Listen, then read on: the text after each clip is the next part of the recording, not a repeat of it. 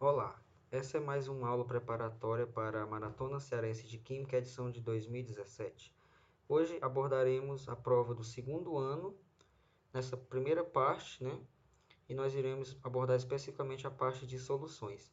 Este que vos fala é o professor Sebastião Júnior, em nome do Instituto Federal Campus Tapipoca, lembrando que a Maratona Cearense de Química é uma realização da Associação Brasileira de Química. Muito bem. Antes, vamos fazer uma análise das provas anteriores das últimas 5 edições para nós termos uma visão inicial de como as questões, os temas mais recorrentes nas questões.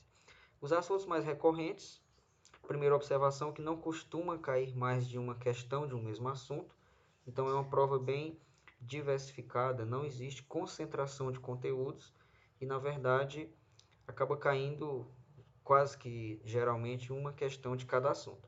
Nos últimos 5 anos, estes foram os temas mais recorrentes. Aqui em azul, nós temos os temas mais comuns. Equilíbrio químico e deslocamento de equilíbrios, com 12%, assim como cinética química e velocidade de reações. Termoquímica, 11%, teoria e reações ácido-base, 9%, vidrarias técnicas de laboratório, 8%, e com 7%, os temas reações de oxirredução e pilhas, eletrólise e eletrodeposição.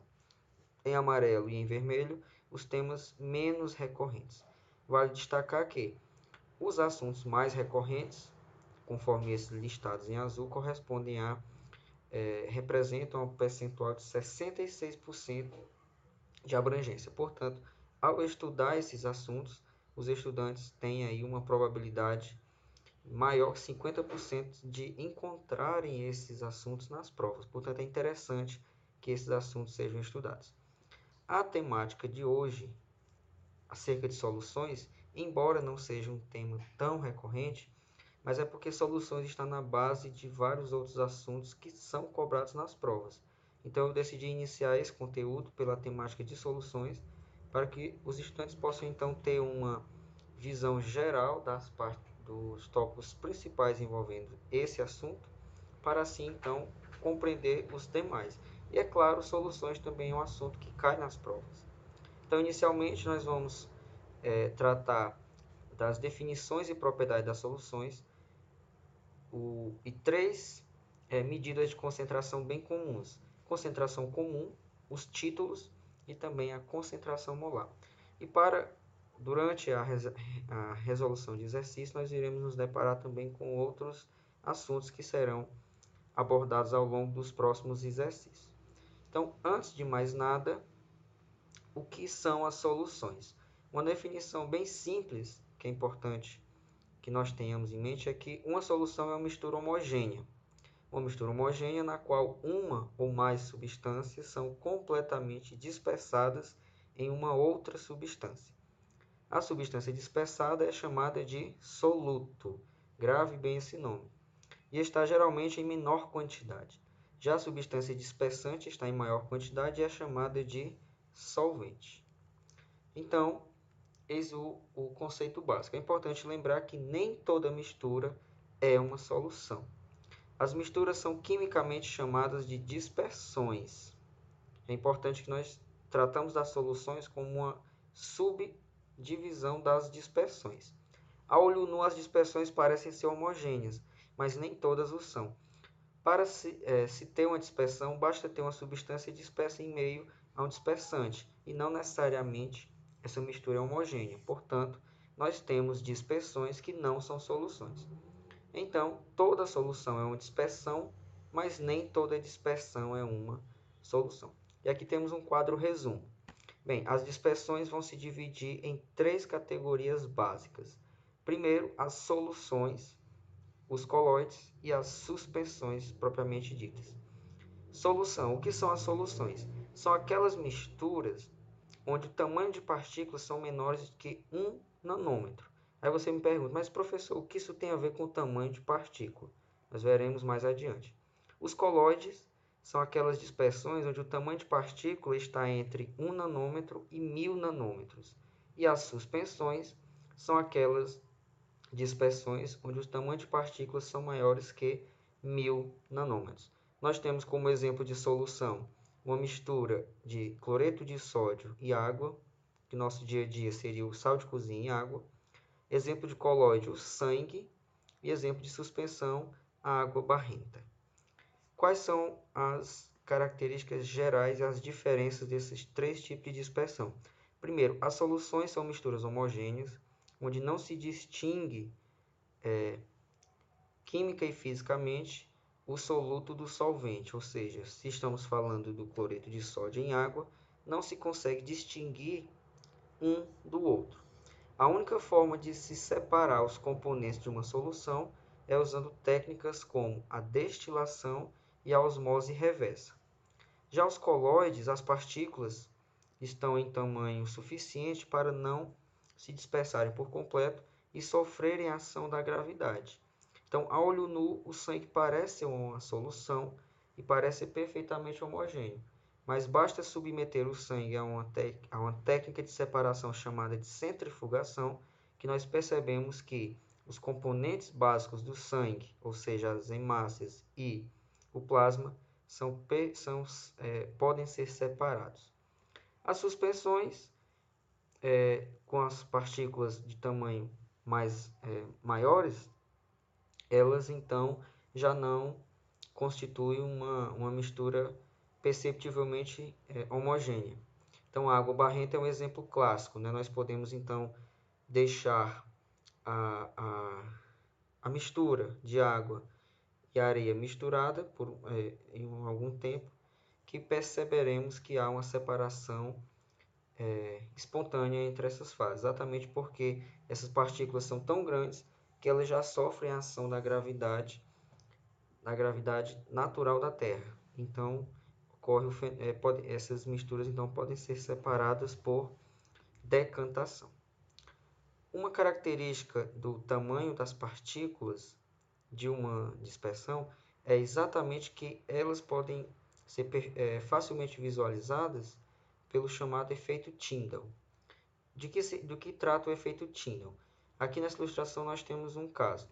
Em um nós temos uma solução e em dois nós temos um colóide. Por essa solução e por esse colóide é passado um feixe de luz. O feixe de luz, percebam que atravessa o vidro, né, a solução 1, sem que nós percebamos a sua trajetória, exatamente porque as partículas são tão pequenas que não interferem na trajetória da luz e nós não percebemos visualmente essa trajetória. Já em 2, nós temos então as partículas do colóide já têm tamanho suficiente para afetarem o percurso da luz e então nós percebemos isso por meio desse trajeto, desse formato aqui que é característico. Ok, então isso está diretamente ligado ao tamanho das partículas e o efeito Tyndall é uma demonstração clara disso. Bem,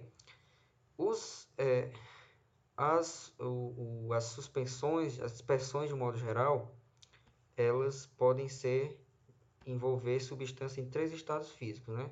Estado de gás, estado líquido e estado sólido. Aqui nesse quadro nós temos então uma junção que, dependendo do meio de espécie e do meio dispersante, nós temos então uma classificação básica para tipos de dispersões. Nós temos, por exemplo, as espumas sólidas, aerosóis, as emulsões, os géis, aerossol líquido, o sol e o sol sólido. Então, são formas de classificação que vão depender, logicamente, do estado físico do meio disperso e do meio dispersante.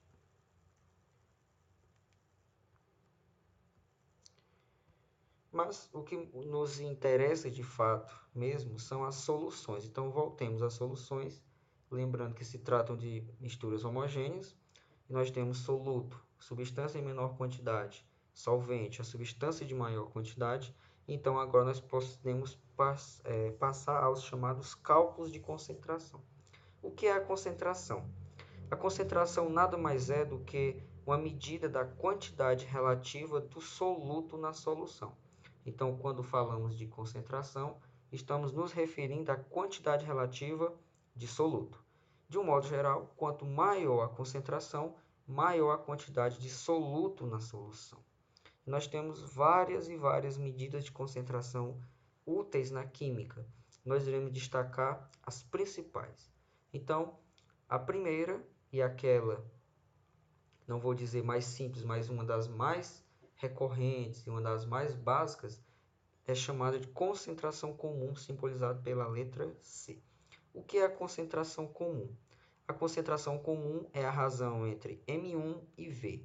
Nós vamos adotar a seguinte convenção. M1 é a massa do soluto e V o volume da solução. Então, o índice 1 sempre vai se referir ao soluto. O índice 2 sempre vai se referir ao solvente. E a ausência de índice refere-se à solução. Então, concentração comum é a razão entre M1, ou seja, a massa do soluto, e o volume da solução. Dividindo a massa do soluto pelo volume da solução, nós teremos então a chamada concentração comum. Quais são as unidades da concentração comum? Uma unidade de massa e uma unidade de volume, logicamente. Então, podem ser grama por ml, grama por litro, quilograma por litro, quilograma por metro cúbico e assim por diante. A concentração molar ou molaridade, simbolizado pela letra M. Trata-se nada mais, nada menos do que a razão entre o número de mols do soluto e o volume da solução. Percebam como essas duas formas de medir as concentrações são semelhantes. A diferença, logicamente, é que uma trata a quantidade do soluto expressa por massa e a outra a quantidade do soluto expressa por quantidade de matéria, unidade de mol. A unidade da molaridade, ela não pode sofrer tantas variações como é o caso da concentração comum. Apenas uma unidade é admitida, é a unidade de mol por litro. É interessante também fazer a relação entre concentração comum e molaridade. Essa é uma relação básica. Molaridade pode ser dada por a razão entre a concentração comum e a massa molar do soluto, e também a molaridade pode ser dada pela massa do soluto dividida pelo produto entre o volume e a massa molar do soluto. Vamos ver alguns exemplos de cálculos de concentração. Vejamos o exemplo de número 1. Façamos o cálculo da concentração comum do NaCl numa solução aquosa de volume total 200 ml, na qual se dissolveu 4,5 gramas do citado sal. Expresse nas unidades, item A, grama por ml, e item B, grama por litro. Bem, um exemplo muito simples, né? Nós temos aqui a solicitação do cálculo da concentração comum de uma solução e é nos dado, então, o volume da solução e a massa do soluto que está dissolvido. Então, esse cálculo é muito facilitado. Todavia, antes de fazer o cálculo, vamos fazer o seguinte, vamos ver qual é o procedimento, quais são as normas e instruções básicas que devemos seguir na hora de preparar uma solução. Então, como se prepara uma solução dessas? Primeiro passo, nós temos aqui então uma sequência de ilustrações que vão nos ajudar a mostrar como uma solução é preparada. Então, primeiro, pesa-se o sal. No caso, me refiro a este caso então do exemplo 1. O primeiro passo é pesar o sal, ou seja, pesar o soluto. O segundo passo é solubilizar esse soluto numa pequena quantidade de solvente, no caso água. Ora, se estamos preparando uma solução, soluto e solvente são miscíveis entre si. Então, logicamente, se estamos preparando uma solução de cloreto de sódio em água, cloreto de sódio é solúvel em água. Passo 3, transfere-se para um balão volumétrico, no caso, um balão volumétrico de 200 ml, porque queremos preparar uma solução de 200 ml. E, professor, o que é balão volumétrico? Balão volumétrico é essa vidraria, logicamente um balão, que ele tem uma altíssima precisão para medir volumes. Geralmente ele mede apenas um volume. Então prepara-se soluções em balões volumétricos, porque eles são bem mais precisos. 4. Lava-se o frasco e o bastão de vidro. Essa haste indicada na figura 2 chama-se bastão de vidro. Nada mais é do que, como o próprio nome diz, um bastão feito de vidro usado para homogeneizar e misturar soluto a solvente. Aqui nós temos a água, que é adicionada por meio de uma garrafa plástica especial chamada de piceta. Então é importante que, após se solubilizar na etapa 1, 2, aliás, o sal, pequena quantidade de água, essa quantidade de água é transferida, como indicado em 3, para o balão volumétrico, e em seguida tem-se o cuidado de lavar o bastão de vidro, o becker e outras vidrarias a mais possam ser utilizadas para então transferir toda a quantidade que foi efetivamente pesada para o balão. E no ponto 5, completa-se com mais água até o volume desejado e finalmente 6, afere-se a medida. Entre as etapas 5 e 6, existe uma etapa de homogeneização, ou seja, após misturar a água com o soluto, é necessário fazer o mínimo de agitação para então que se torne uma mistura realmente homogênea. A aferição requer um cuidado adicional. Existe um erro chamado erro de paralaxe em vidrarias químicas, sobretudo vidrarias de medida de volume, que está associado ao seguinte problema: a forma como o analista olha para a marcação da qual ele infere a medida. Então, para evitar esse erro, na hora de aferir o valor, a quantidade de soluto, a solvente adicionada, o analista deve analisar, deve observar o frasco reto na altura dos olhos e mantendo a marcação da indicação dos 200 ml, uma risca chamada de menisco, na altura dos olhos. Bem, feito isto, a solução é preparada. Qual sua concentração? Ora, relembrando os dados, a concentração comum daquela solução é dada pela sua massa em gramas dividida pelo volume. Qual era a massa presente no problema? 4,5 gramas de NaCl. E qual o volume da solução? 200 ml. Fazendo essa razão, encontramos o valor de 0,0225 gramas por ml. E se quisermos expressar em grama por litro, a mesma fórmula, apenas tendo o cuidado de expressar agora o volume não em ml, mas em litro, ou seja, 200 ml corresponde a 0,2 litro, e a medida então passa a ser de 22,5 gramas por litro. Bem simples esse problema, não é verdade? Vamos adiante com outros exemplos. Exemplo número 2. Qual a molaridade de uma solução de 4 gramas por litro de NaOH, ou seja, hidróxido de sódio? Para este problema, precisaremos das massas molares dos elementos constituintes da fórmula do NaOH, que aí estão. Primeiro, nesse caso, nós precisamos ter em mente que a molaridade, como nós já vimos, é dada pela razão entre o número de mols e o volume da solução, ou ainda pela razão entre a massa e o produto do volume pela massa molar.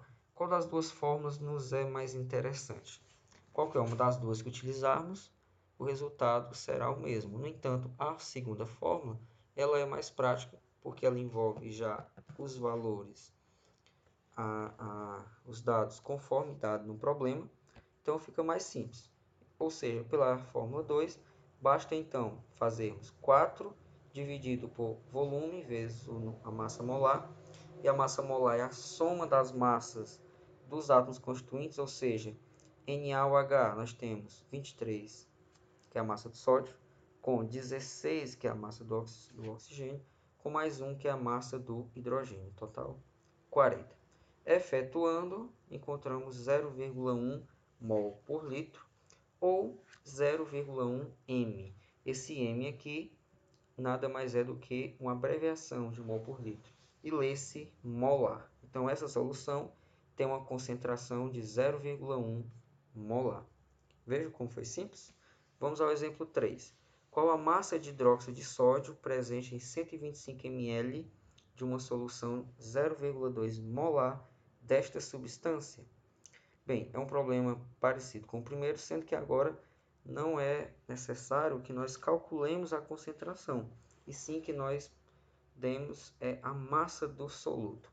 Bem, a fórmula é a mesma, que utilizamos no exemplo 2, só que aqui nós desconhecemos a medida da massa do soluto. Então, podemos isolar esse valor, aplicando aqui a regra das proporções, e encontramos que a massa do soluto é o produto entre a molaridade da solução, o volume da solução e a massa molar do soluto. Substituindo pelos valores dados no problema, né, tendo cuidado de verificar as unidades, porque essas unidades precisam se cancelar, ok? Precisam se cancelar, então nós teremos que o valor encontrado é de 10 gramas. Vamos conferir o cálculo. Ok.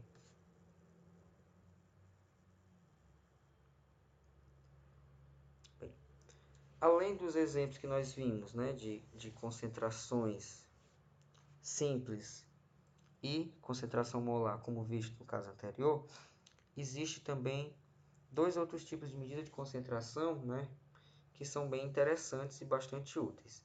Temos os chamados títulos.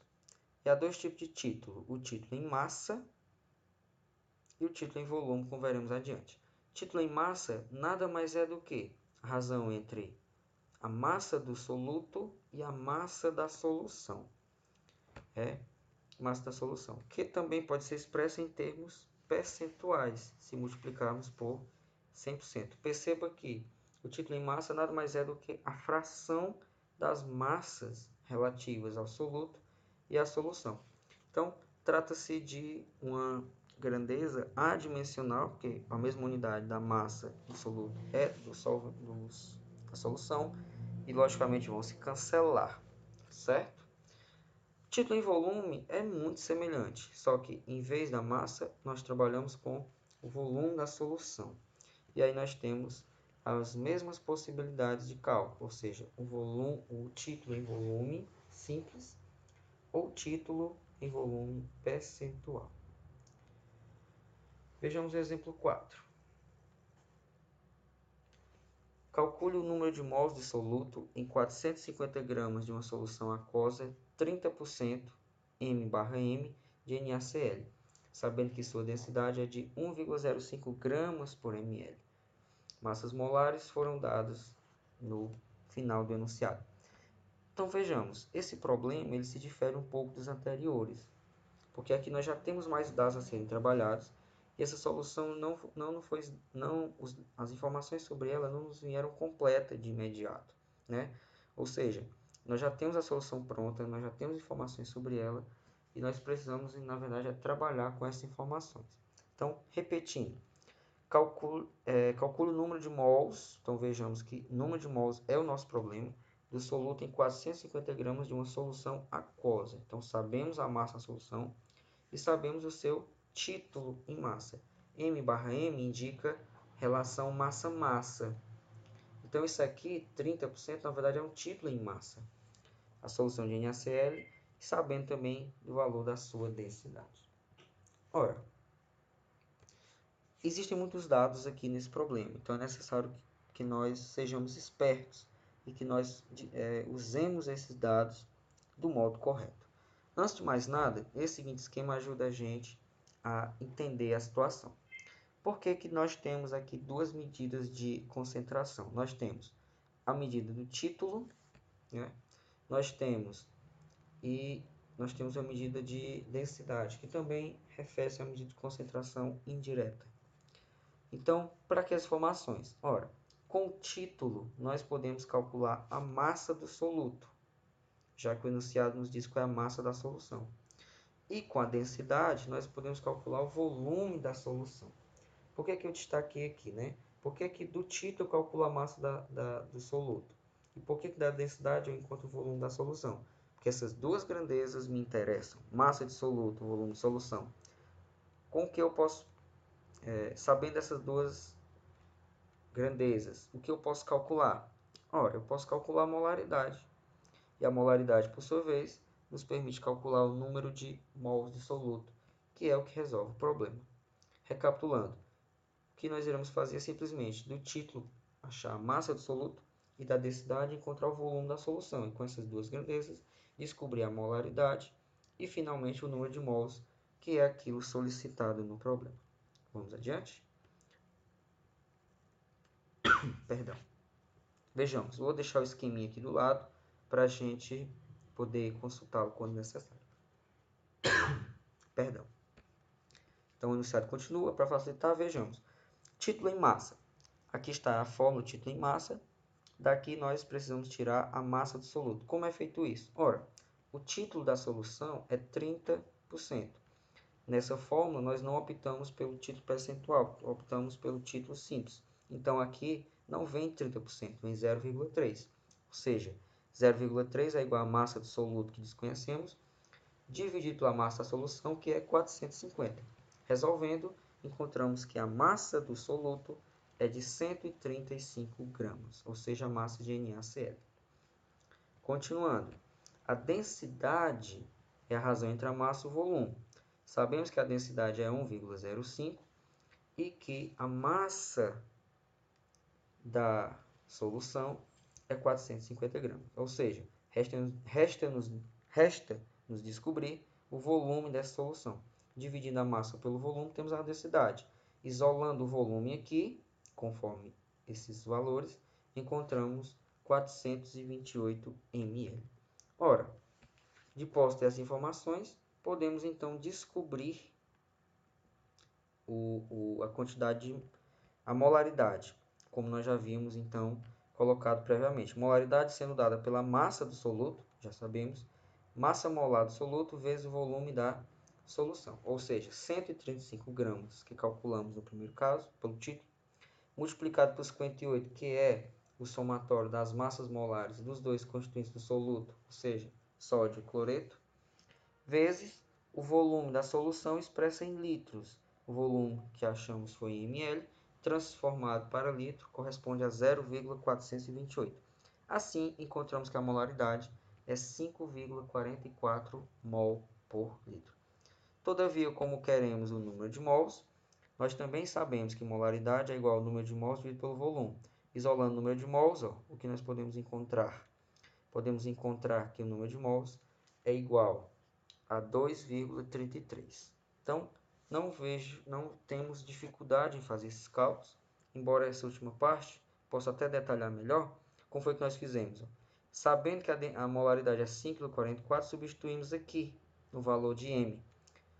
É igual a número de mols do soluto, que desejamos descobrir, dividido pelo volume da solução, que é 0,428 litros. Daqui, então, é só matemática, é só cálculo de proporção. Encontramos 2,33 mol. Em outras palavras, nessa solução, nós temos 2,33 mol de soluto. Vejamos mais informações, né? Bem, tendo dito as principais unidades de concentração, um conceito muito recorrente, muito importante e indispensável para nós é o conceito de diluição. O que é uma diluição? Diluição nada mais é do que um procedimento feito para diminuir a concentração de uma solução adicionando-se solvente. Existe uma regra geral para as diluições. Qual é essa regra? A regra geral é a concentração inicial vezes o volume inicial é igual à concentração final vezes o volume final da solução. Estamos falando de uma diluição, ou seja, inicialmente a solução tem uma certa concentração indicada por C1 e essa concentração pode estar em qualquer unidade. Essa concentração multiplicada pelo volume, ela é constante, porque aqui, se nós observarmos bem, nós vamos ver que aqui nós temos ou uma unidade de massa ou uma unidade de mol, de quantidade de matéria, que são valores fixos. Portanto, o valor no início da solução, a solução inicial, é igual ao valor da solução final. Então, C1V1 igual a C2V2. Vejamos um exemplo. Qual a quantidade de solvente que deve ser adicionada a 150 ml de uma solução 0,5 molar de NaOH para que a mesma adquira a concentração final de 0,3? Perceberam? Então, nós temos um volume inicial de uma solução de uma concentração inicial e nós desejamos descobrir quanto solvente a mais devemos acrescentar a essa solução para que ela alcance essa outra concentração. Como é uma diluição, as concentrações finais devem sempre ser menores que as concentrações iniciais. Do contrário, não teremos uma diluição. Ora, a resolução é bem simples. Por quê? Aplicando a regra das diluições, nós sabemos quanto é a concentração inicial, sabemos o volume inicial, sabemos a concentração final desejada e não sabemos o volume final. Bem, aqui qualquer unidade pode ser utilizada, desde que nós mantenhamos o padrão de utilizar as mesmas unidades para os valores, ou seja, os volumes têm que estar expressos nas mesmas unidades, as concentrações nas mesmas unidades. Respeitando isto, qualquer unidade de concentração em volume pode ser utilizada. Optamos por molaridade em ml, porque já são os valores fornecidos aqui no problema. Então, substituindo, encontramos que a nossa incógnita é o volume 2. Realmente, nós sabemos qual é a concentração inicial, mas não sabemos qual a concentração final. E nós vamos precisar dessa concentração para saber quanto de solvente foi adicionado. Bem, daqui para frente é só matemática. Isolamos o volume final, montamos a equação e resolvemos. Encontramos que o volume final é 250 ml. Em outras palavras, essa solução inicial de 150 ml, ela precisa alcançar o volume final de 250, ok? Para que a sua concentração caia de 0,5 para 0,3. Todavia, o que nos foi perguntado é qual é a quantidade de solvente. Ora, a quantidade de solvente é a diferença entre o que se tinha no início, o volume 1, e o que se tinha no final da solução. Então, simplesmente fazendo V2 menos V1, nós encontramos 250 menos 150 ml, ou seja, 100 ml. Este é a quantidade de solvente que deve ser adicionada à solução.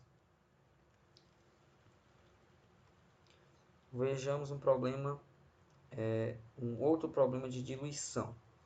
Qual a alíquota de uma solução estoque de HCl 5 molar que deve ser retirada para se obter por diluição 500 ml de uma solução 0,25 molar? Bem, aqui nós também temos um problema de diluição, portanto eu já até antecipei aqui a fórmula. Todavia, aqui nós precisamos ainda definir algumas coisas. Primeiro, o que é uma solução estoque e o que é uma alíquota de uma solução estoque. Uma solução estoque nada mais é do que uma solução, geralmente de concentrações não muito baixas, que são armazenadas em laboratórios.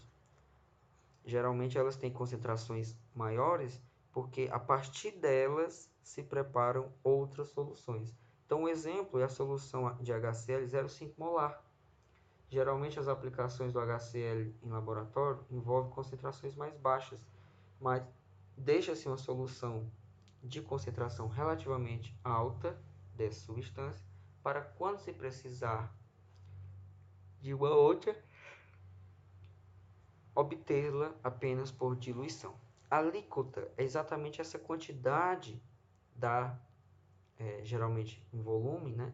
Essa quantidade em volume da solução estoque que deve ser retirada e diluída, acrescentando-se mais solvente para se obter a solução desejada. Perceba, parte-se do HCl 5 molar, mas a solução que nos interessa, ela tem concentração de 0,25 molar. Portanto, realmente houve uma diluição considerável e a solução estoque foi utilizada para esta finalidade. Então, aqui está a regra geral das diluições e daqui nós já temos quais informações? Bem, nós temos a concentração inicial, mas não temos o volume inicial, que é exatamente essa alíquota. Temos o volume final, a concentração final, perdão, e o volume final. Lembrando que podemos deixar essas unidades, desde que nós não esqueçamos. Os volumes têm a mesma unidade e as concentrações também. Daqui para frente é só matemática, podemos isolar o volume inicial, e o volume inicial é de 25 ml. Ou seja, com uma alíquota de 25 ml dessa solução estoque 0,5 molar de HCl, completando-se com mais solvente, no caso água, até o volume de 500 ml, a solução final terá uma concentração de 0,25 molar, como o problema nos solicita. Vejamos então, para finalizar, uma questão da maratona de 2016 que ela envolve exatamente esses assuntos que nós abordamos até aqui. Então vejamos essa questão. O ácido sulfúrico H2SO4 é um ácido mineral forte, na verdade eu diria muito forte. Seu principal uso engloba a fabricação de fertilizantes, o processamento de minérios, a síntese química, o processamento de efluentes líquidos e o refino de petróleo. Se temos duas soluções, e aqui eu já vou destacar as informações relevantes do problema. Se temos duas soluções de ácido sulfúrico sendo misturadas, 50 ml de uma solução de densidade igual a 1,4 grama por ml, contendo 52% massa-massa, e outra também com 50 ml de solução, mas a densidade de 1,8 e contendo 95% de massa, e diluídas até completar 1.500 ml, calcule a concentração aproximada em quantidade de matéria na solução final. Bem, são muitas informações em um texto tão pequeno, então é importante que, ao resolver problemas como esse, destaque-se as partes principais e é claro que os alunos possam então fazer anotações para não esquecer as informações mais relevantes. Então temos os itens, logicamente há um item correto, e esse item representa o valor da concentração. Primeiro, nós temos duas soluções que elas são misturadas. Cada solução tem uma densidade e um título em massa do ácido sulfúrico. E elas, logicamente, não têm valores iguais, a não ser o volume, que é igual para as duas. Ao misturar essas duas soluções e diluídas para 1.500 ml, pergunta-se então qual é a concentração dessa solução final. Vamos traçar uma estratégia antes de mais nada. Primeiro, nós temos que ter em mente que trata-se de uma mistura de soluções. Então, tem a solução, primeira solução, e temos a segunda solução. Essas duas são misturadas e, logicamente, para compor uma mistura, uma terceira solução, e o que queremos saber quais são as suas concentrações. Qual é a estratégia que eu sugiro? Primeiro, antes de mais nada, nós precisamos somar o número de mols das soluções 1 e 2. Ou o número de mols ou o número de massa. Eu coloquei o número de mols, mas também pode ser o número de massa. Por que nós precisamos somar o número de mols ou o número de massa? Simplesmente porque nós estamos misturando as soluções e quando a gente trata de soluções, tem duas grandezas que não sofrem variação, geralmente. É a massa do soluto ou seu número de mols. O valor que existe no início é o valor que está presente no final do processo. Então, se nós estamos falando de uma mistura, logicamente essa mistura vai envolver o total de volume que foi misturado, e também o total de soluto que foi misturado. Então, é bom ter em mente que quando se está numa situação em que tudo parece estar variando, o volume variou, etc., lembre-se que a massa dos componentes não variam, simplesmente porque nós estamos tratando de uma mistura e essa massa vai se conservar. Tá? Ponto 2, calcular a molaridade da nova solução. Que é exatamente o que o problema nos solicita. Então, poucas etapas, bem simples, mas devemos tomar muito cuidado, porque essa primeira etapa ela vai envolver aquele esquema de resolução que eu havia mostrado anteriormente. Ele não é tão simples.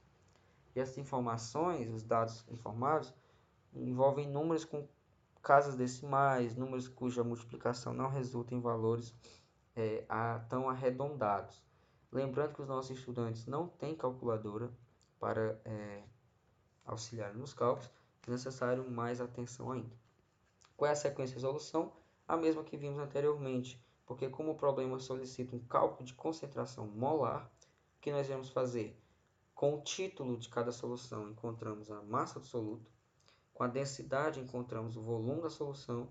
E com essas duas medidas, encontramos a molaridade. Sem nos esquecer que, ao final, existe uma diluição. Então, para a solução 1, vejamos. A densidade da solução é a razão entre a sua massa e o volume. O valor sabemos que é 1,4, então daqui nós podemos calcular a massa da solução. Perceba, não é a massa do soluto, é a massa da solução. E a massa da solução encontrada foi de 70 gramas. Bem, conhecendo a massa da solução, podemos então aplicar a fórmula do título, pois sabemos que o título em massa da primeira solução é 0,52. E finalmente descobrir qual é a massa do soluto, porque o soluto é quem efetivamente nos interessa nesse cálculo, todavia que é a quantidade de soluto ao final da mistura que vai determinar a sua concentração.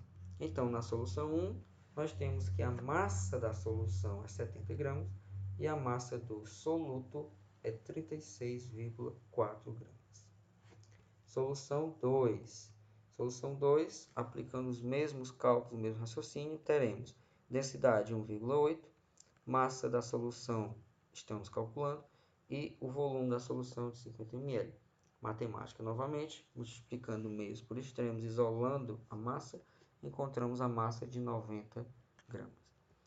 Bem, de posse da massa da solução, aplicamos no cálculo do título, substituindo pelos valores fornecidos, ou seja, o título em massa é 0,95, a massa do soluto não sabemos, a massa da solução 90.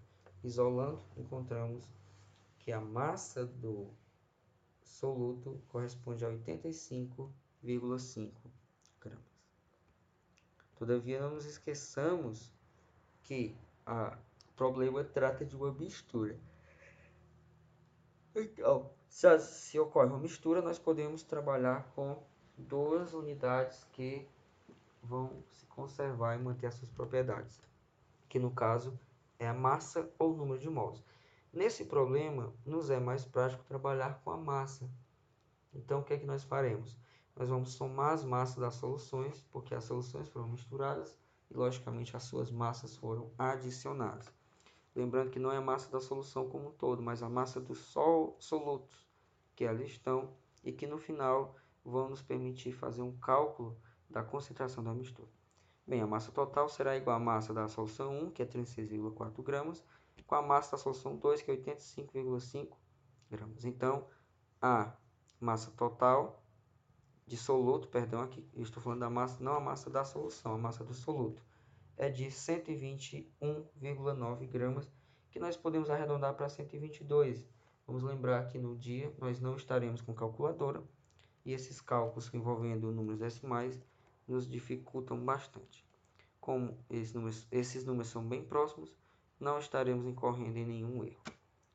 Muito bem, então aplicando a fórmula da molaridade, lembrando que o problema solicita a molaridade da mistura, o que nós faremos aqui? Vamos colocar como massa de soluto. Lembrando que misturamos duas soluções e encontramos uma terceira. Quando nós fizermos os cálculos para a terceira solução, devemos tratar ela como apenas uma, ou seja, uma solução que contém uma certa quantidade de soluto e uma certa quantidade de solvente. Vejamos então como fica. Ora, molaridade vai ser a massa total da mistura, que eu chamaria aqui de M1, dividido pelo volume total da mistura, multiplicado pela massa molar do soluto. E aqui nós temos qual o total a massa do soluto? 122 gramas, dividido pelo volume da solução que devemos encontrar. Como nós estamos falando de molaridade, esse volume tem que ser expresso em litros, ou seja, 1.500 ml, 1,5 litro, que multiplica a massa molar, que se somarmos as massas atômicas dos elementos constituintes do ácido sulfúrico, encontraremos como resposta 98. Agora que temos o problema todo armado, o cálculo pode ser feito e a resposta corresponde a 0,83 mol por litro. Ah, professor, não tem nenhum item aqui igual. Não tem problema. Fizemos arredondamentos, né? O autor que elaborou a questão pode ter optado por outros arredondamentos que nós não arredondamos aqui. Então, esse valor bem próximo condiz que realmente nós encontramos, né, o valor correto como sendo o item B de 0,85 mol por litro, que responde à questão. Bem, é uma questão bem recente e que ela serviu para revisar esses conteúdos que vimos hoje e, ao mesmo tempo, já colocamos eles em prática.